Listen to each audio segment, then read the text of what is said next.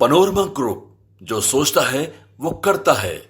नमस्कार, न्यूज हाट के खास प्रोग्राम सियासत में आप सभी दर्शकों का बहुत बहुत स्वागत है। मैं हूं करिश्मा और हमारे साथ मौजूद है न्यूज हाट के senior journalist Chandan Jha. Sir नमस्कार। नमस्कार करिश्मा, धन्यवाद। सर, बिहार की राजनीति में एक चर्चा जोर शोर से चल रही है कि प्रेम कुमार और राम कृपाल यादव को बड़ी जिम्मेवारी मिल सकती है। सर, क्या बनाया जाएगा उनको?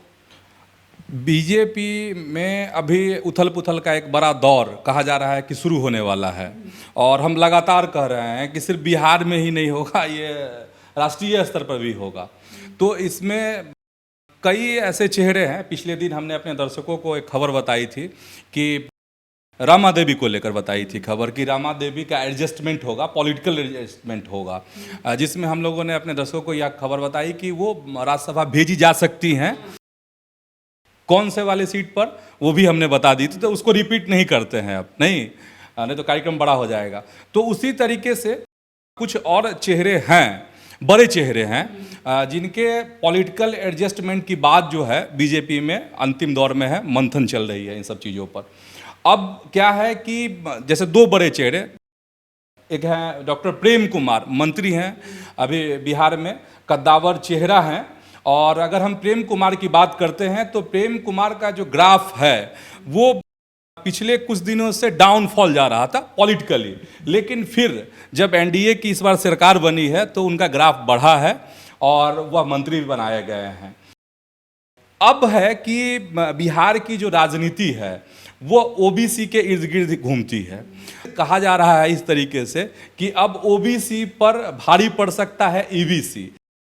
ईबीसी की राजनीति जो है, और ईबीसी से आते हैं प्रेम कुमार, मंत्री हैं। आरएसएस से भी इनके अच्छे संबंध हैं प्रेम कुमार के। कुछ लोग यह भी कह रहे हैं कि इस बार विधानसभा चुनाव जो होगा अगली बार, मतलब 2025 में, उसमें प्रेम कुमार को शिकस्त देने की भी तैयारी हो रही है महागठबंधन की तरफ से। और कहा यह भी जा रहा है कि प्रेम कुमार को मुश्किलों का सामना करना पड़ सकता है अगले चुनाव में। चलिए, ये तो आगे की बात हो गई, लेकिन जो अभी बीजेपी के अंदर की खबर है वो ये है कि प्रेम कुमार को बड़ी जिम्मेदारी मिल सकती है। और तो बड़ी जिम्मेदारी आखिर क्या हो सकता है? तो प्रेम कुमार, ईबीसी की राजनीति बिहार में हावी होने वाली है और प्रेम कुमार डिप्टी सीएम बनाए जा सकते हैं। इसकी अंदर खाने बहुत तेज रफ्तार से इस पर काम चल रहा है।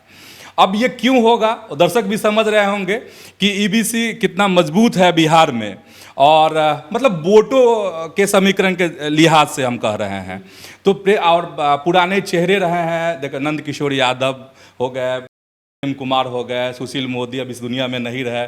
तो बीजेपी के कुछ ऐसे पुराने चेहरे हैं जिनके इर्द गिर्द यहाँ की बीजेपी की राजनीति घुमा करती थी। और हमने दर्शकों को अभी बताया है कि कुछ दिन उनका जो ग्राफ था वो नीचे गया था, लेकिन अब जो खबर आ रही है उससे यही लग रहा है कि प्रेम कुमार का ग्राफ बहुत ऊंचा उठने वाला है। अब अपने दर्शकों के मन में एक सवाल आएगा करिश्मा, कि अगर डिप्टी सीएम बनाए जाते हैं प्रेम कुमार, तो दो डिप्टी सीएम अभी हैं बिहार में, सम्राट चौधरी और विजय सिन्हा, तो हटाए कौन जाएंगे? नहीं, ये बड़ा सवाल है कि हटेगा कौन। इसके लिए इंतजार करना पड़ेगा, इसलिए हम अभी नहीं कह रहे हैं कि कौन हटेंगे। लेकिन अगर थोड़ा सा, चूंकि एक दो बार हम लोगों ने बताया है अपने दर्शकों से कि सम्राट चौधरी ने शीर्ष नेतृत्व को, बीजेपी के जो आला कमान है उनसे कहा भी है कि वह डिप्टी सीएम नहीं रहना चाहते हैं और प्रदेश अध्यक्ष बने रहना चाहते हैं, इस तरह की बातें हैं। तो हो सकता है कि सम्राट की जगह डॉक्टर प्रेम कुमार को वो जगह मिल जाए, या फिर आप विजय सिन्हा, कोई ना कोई एक तो हटेंगे तभी दूसरा डिप्टी सीएम बनेगा। तो ये मज़ेदार खबर आ रही है भाजपा से कि प्रेम कुमार का कद फिर एक बार बड़ा होने वाला है भाजपा में। सब राम कृपाल यादव की चर्चा करते हैं, राम कृपाल यादव को क्या बनाया जाएगा? हाँ, राम कृपाल यादव को लेके भी यही है, पॉलिटिकल एडजस्टमेंट की बात है। देखिए, राम कृपाल यादव जो है, अभी जो लोकसभा चुनाव हुआ वो चुनाव हार गए लालू प्रसाद की बड़ी बेटी मीसा भारती से, और ऐसे में बहुत सारे सवाल तैर रहे थे बिहार की सियासत में कि आखिर राम कृपाल यादव का क्या होगा, कैसे भाजपा इनको एडजस्ट करेगी, क्या करेगी। तो एक खबर अभी डिप्टी सीएम की बात हम लोगों ने बताई अपने दर्शकों से। रामकृपाल यादव के बारे में ओबीसी चेहरा है और हमने अभी कहा भी है कि बिहार की जो राजनीति है वह ओबीसी के इर्द गिर्द घूमती है। और तो कहा जा रहा है कि रामकृपाल यादव को कोई बड़ी जिम्मेदारी मिल सकती है। तो इस तरह का मंथन चल रहा है कि रामकृपाल यादव को भाजपा कहीं प्रदेश अध्यक्ष न बना दे। इस तरह की चर्चा चल रही है, अंतिम दौर में है ये सब चीज़ें। ठीक है, तो रामकृपाल यादव की अगर हम बात करते हैं तो चुनाव तो हार गए थे, लेकिन भाजपा रामकृपाल यादव को खोना नहीं चाहती है।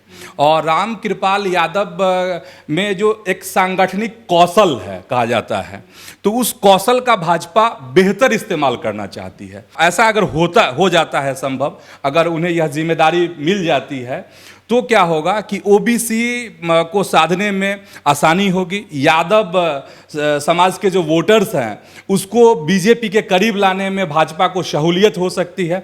तो इस लिहाज से भाजपा अपना गुना भाग करने में लगी हुई है कि रामकृपाल यादव को कोई बड़ी जिम्मेदारी दी जाए, ताकि जो आने वाला जो विधानसभा चुनाव है उसमें मतलब आरजेडी को टारगेट करते हुए इस ऐसे वोटर्स को इधर साधा जा सके। तो ये है। और रामकृपाल यादव का जिक्र कर ही रहे हैं, तो उनके पुत्र हैं अभिमन्यु यादव, उनको लेकर के भी है कि उन्हें चुनाव लड़ाया जाएगा, युवा चेहरे को। तो वो विधानसभा चुनाव फतुहा से चर्चा हो रही है कि हो सकता है कि उन्हें फतुहा से उतारा जाए चुनाव में। देखते हैं, ये तो आगे की बात है, ये अभी प्रारंभिक बातें हैं। और उसी तरह अगर आप देखेंगे तो अभिमन्यु यादव की जो पॉलिटिकल गतिविधि है कुछ उसी टाइप की है।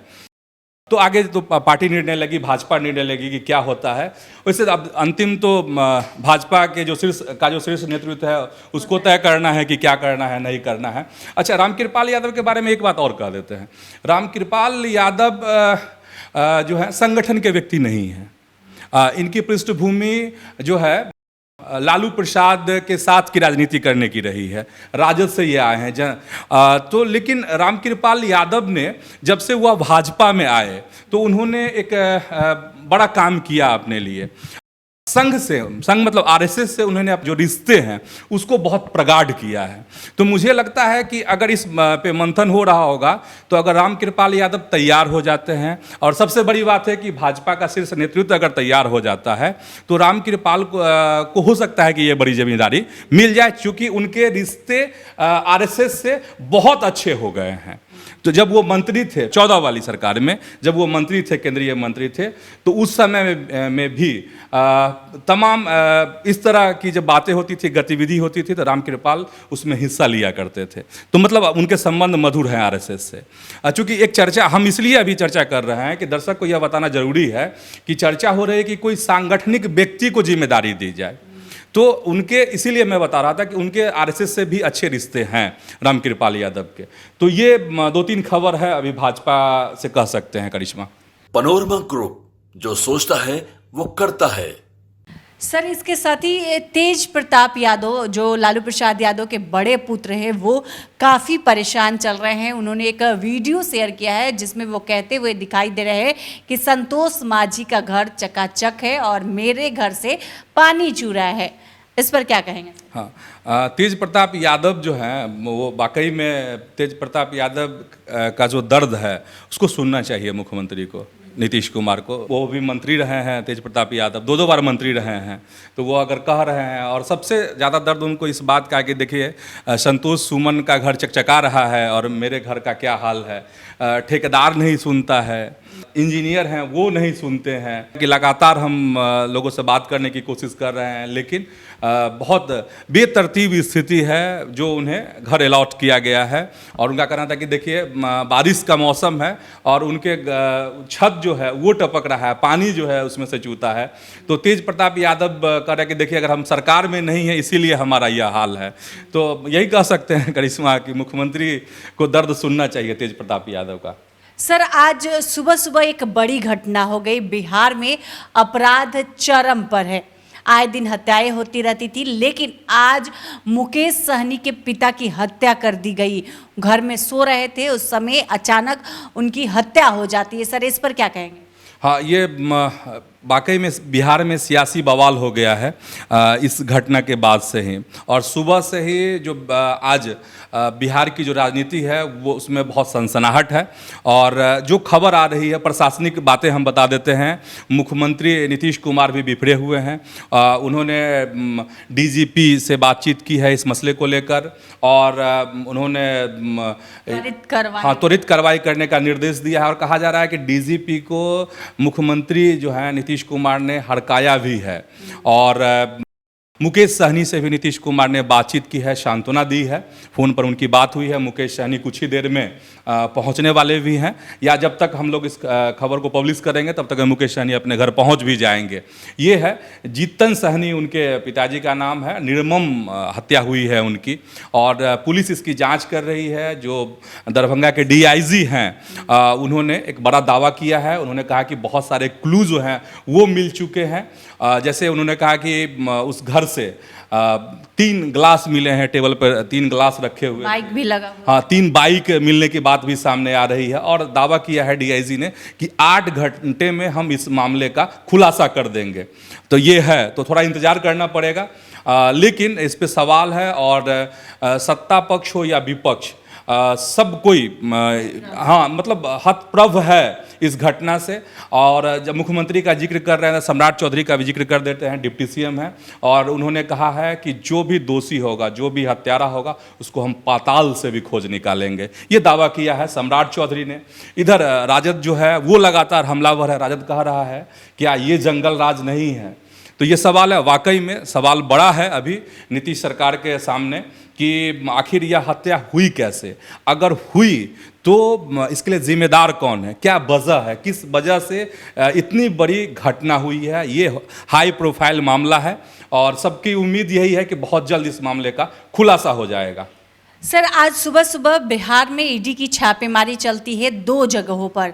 सर, क्या कुछ मामला है? हाँ, ये 2 जगह है। एक गुलाब यादव हैं, झंझारपुर के पूर्व विधायक, उनके घर पर ईडी की रेड पड़ी है। और जो प्रारंभिक खबरें हैं वो हम बता रहे हैं, फिर डिटेल से आएगा तो हम लोग दूसरे कार्यक्रम में बता देंगे अपने दर्शकों को।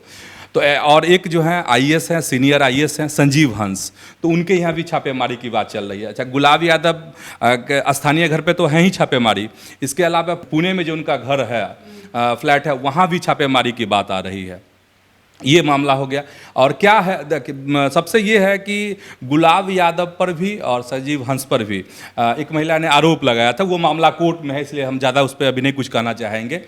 लेकिन अब ये देखने वाली बात होगी कि ये जो रेड पड़ी है संजीव हंस के यहाँ किस वजह से पड़ी। कहा जा रहा है कि आय से अधिक संपत्ति अर्जित करने की वजह से, लेकिन ये आधिकारिक नहीं है।